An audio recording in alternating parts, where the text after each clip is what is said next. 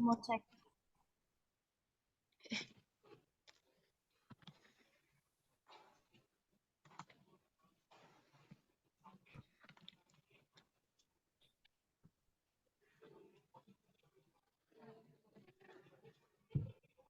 Nanti Assalamualaikum warahmatullahi wabarakatuh. Saya Berdiana Pindasri sebagai perwakilan dari kelompok satu. Di sini kelompok satu akan menyampaikan presentasinya tentang unsur kemanusiaan yaitu cinta kasih, keindahan dan penderitaan. Baik, berikut anggota kami yaitu Desa Mutiara, Yuris Kawiyata Dina, Hafifah Zahra Safina, dan saya sendiri Berdiana Pindasri. Untuk selanjutnya akan dibacakan oleh Yuris Kawiyata Dina. Oke, yang yang pertama adalah cinta kasih. Emosi cinta berdasarkan akal adalah cinta yang tidak mementingkan diri sendiri. Cinta sejati tidak ada keinginan untuk memiliki atau mendominasi, tanggung jawab daripada kewajiban, kesetiaan, tidak meminta imbalan apapun, memberi lebih dari yang dibutuhkan, keberadaannya bersifat internal daripada yang disebabkan oleh eksternal. Kasih sayang, di sini istilah cinta dan kasih sayang merujuk lebih dari sekedar cinta romantis atau berzinahan antara seorang pria dan seorang wanita. Ini lebih umum teman, kerabat, anggota keluarga, dan orang lain mungkin mengalami hal ini. Lebih jauh lagi, perlu digarisbawahi bahwa cinta dan kasih sayang yang tulus selalu tulus dan melampaui segalanya. Lalu kami melakukan research dari artikel yang berjudul Cinta Segitiga, Segitiga bukan Cinta Segitiga, di mana cinta itu memiliki ideal yang memiliki tiga komponen. Yang pertama itu ada keterikatan, di mana perasaan untuk hanya bersama orang yang dicintai, segala prioritasnya hanya untuk dia. Kedua ada keintiman, yaitu adanya kebiasaan-kebiasaan dan tingkah laku yang menunjukkan bahwa tidak ada jarak lagi, sehingga panggilan formal diganti dengan sekedar panggilan nama. Lalu yang terakhir ada kemesraan, yaitu rasa ingin membelai atau dibelai, rasa kangen apabila jauh, lalu ucapan-ucapan yang menyatakan sayang, saling menyium, merangkul, dan lain sebagainya. Selanjutnya adalah tingkatan cinta. Yang pertama adalah cinta tingkat terendah, cinta yang paling keji, hina, dan merusak rasa kemanusiaan. Yang kedua adalah cinta berdasarkan hawa nafsu. Dan yang terakhir adalah cinta yang mengutamakan kecintaan pada orang tua, anak, istri, pembiagaan, dan tempat tinggal. selanjutnya ada bentuk cinta. Cinta terhadap teman, cinta terhadap orang tua, cinta terhadap diri sendiri, cinta terhadap pasangan, cinta kebapakan, cinta seksual, cinta kepada Rasul, dan cinta sesama manusia.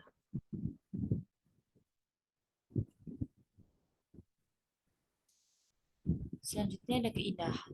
Keindahan pada dasarnya adalah alamiah. Keindahan tersusun dari keselarasan dan pertentangan dari garis, warna, bentuk, nada, dan kata-kata. Keindahan adalah kebenaran dan kebenaran adalah keindahan. Dua hal yang indah yang selalu berdampingan. Dua hal tersebut juga berdampingan dengan manusia. Manusia diberikan keindahan yang sangat luar biasa oleh Tuhan Yang Maha Esa. Oleh sebab itu, manusia diharapkan untuk selalu menjaga keindahan-keindahan yang dimilikinya, yang ada pada dirinya, agar senantiasa keindahan tersebut dapat berguna dan dinikmati oleh semua orang. Serta untuk mengetahui suatu keindahan dibutuhkan hal-hal seperti renungan, keserasian, kehalusan, dan kontemplasi.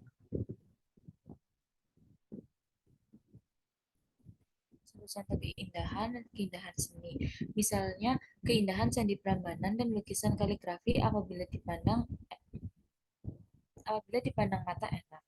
Keindahan moral yaitu kepribadian adat berperilaku yang baik. Keindahan alam, pemandangan alam yang indah dan membuat mata menikmatinya. Keindahan intelektual memiliki kecerdasan yang dapat dinikmati oleh orang lain juga.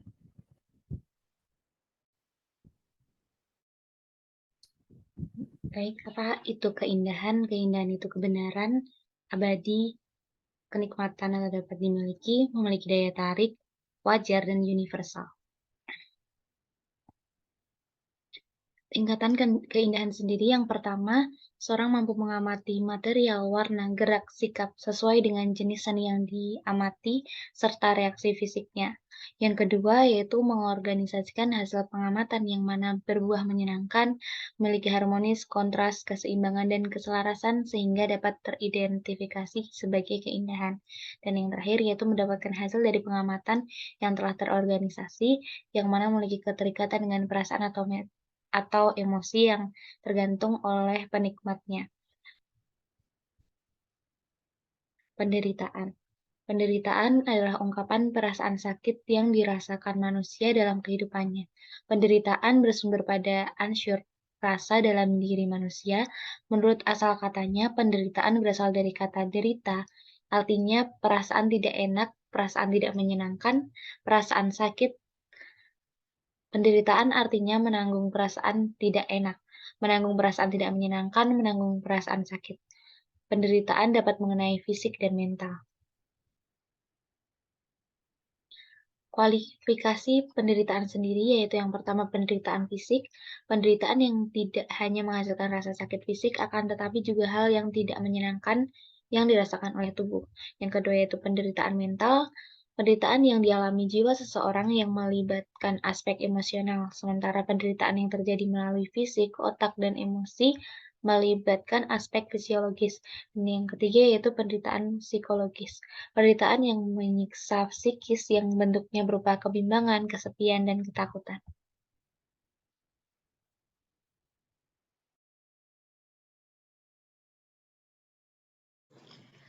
Selanjutnya ada penyebab penderitaan. Yang pertama ada siksaan. Siksaan adalah tindakan sewenang-wenang yang menyebabkan penderitaan baik secara fisik maupun psikologis, baik disengaja maupun tidak. Siksaan yang sifatnya psikis misalnya antara lain. Yang pertama ada kebimbangan. Kebimbangan adalah kondisi di mana seseorang pada suatu waktu tidak dapat menentukan pilihannya yang akan diambil.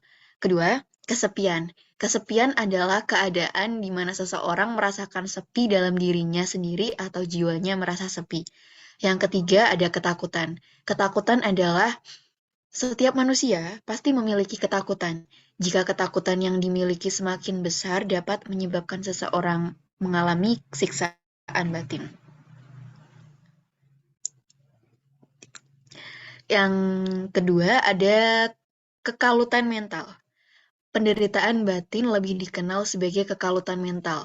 Secara lebih sederhana, kekalutan mental adalah gangguan kejiwaan akibat ketidakmampuan seseorang menghadapi persoalan yang harus diatasi, sehingga yang bersangkutan bertingkah laku secara kurang wajar. Penyebab timbulnya kekalutan mental yaitu kepribadian yang lemah, konflik sosial budaya, dan pematangan batin. Gejala permulaan bagi seseorang yang mengalami kekalutan mental adalah selanjutnya ada faktor internal dan faktor eksternal munculnya penderitaan. Yang pertama ada faktor internal. Yang pertama, penderitaan muncul dari dalam diri manusia itu sendiri, seperti rasa takut. Kedua, selalu membandingkan hidup diri kita sendiri dengan hidup orang lain. Yang ketiga, rasa iri terhadap kehidupan orang lain. Lalu di sebelahnya ada faktor eksternal. Yang pertama ada penderitaan. Penderitaan itu muncul dari bencana alam, wabah, dan penyakit. Yang kedua itu ada tuntutan lingkungan, seperti ketika melihat orang yang sukses di lingkungan kita membuat kita merasa takut dan cemas terhadap masa depan kita sendiri. Yang ketiga itu ada kehidupan luar yang sangat keras, itu terkadang membuat kita merasa takut dan menderita.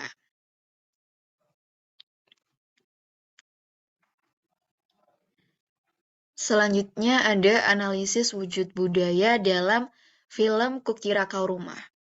Jadi kami mengambil film Kukira Kau Rumah untuk kami jadikan contoh. Yang pertama ada ide. idenya itu adalah pesan akan kesadaran mental.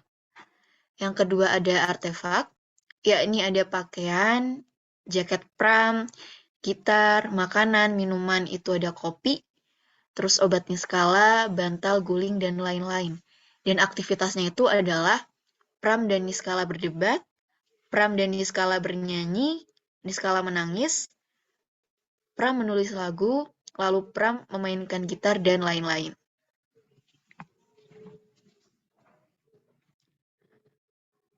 Unsur kemanusiaan dalam film Kukira Kau Rumah. Yang pertama itu ada kasih sayang. Niskala adalah anak tunggal yang sangat disayangi oleh kedua orang tuanya.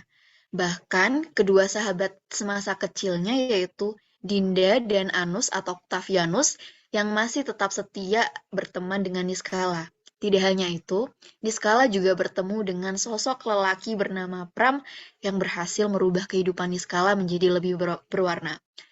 Pram memang sudah jatuh cinta pada Niskala sejak pertama kali mereka bertemu. Bahkan di akhir cerita, Pram mengorbankan kehidupannya demi Niskala, gadis yang dicintainya. Yang kedua itu ada unsur keindahan. Keindahan pada film Kukira Kau Rumah ini terletak pada sisipan setiap scene Niskala dan Pram yang menyanyikan beberapa lagu, di mana suara yang diperdendangkan itu sangat indah untuk dinikmati. Lalu didukung dengan sinematografi dan visual aktor dan aktris yang memanjakan mata, sehingga tidak membuat bosan ketika menikmati film tersebut. Tidak hanya itu, set design juga terasa sangat membumi dan tidak dilebih-lebihkan. Yang ketiga itu ada penderitaan. Niskala adalah gadis ceria yang cukup emosional karena memiliki gangguan mental bipolar. Karena penyakitnya itu, dia menjadi anak yang tidak memiliki kebebasan layaknya orang normal. Ayahnya yang sangat protektif tidak mengizinkan Niskala keluar bahkan untuk berkuliah. Beruntung, ibunya mengizinkan Niskala untuk berkuliah tanpa sepengetahuan ayahnya. Tetapi tetap harus dalam pantauan kedua sahabat Niskala yaitu Dinda dan Octavianus atau Anus. Berikut referensi dari presentasi kami. Cukup sekian dari kami kelompok 1. Apabila ada kurangnya mohon maaf.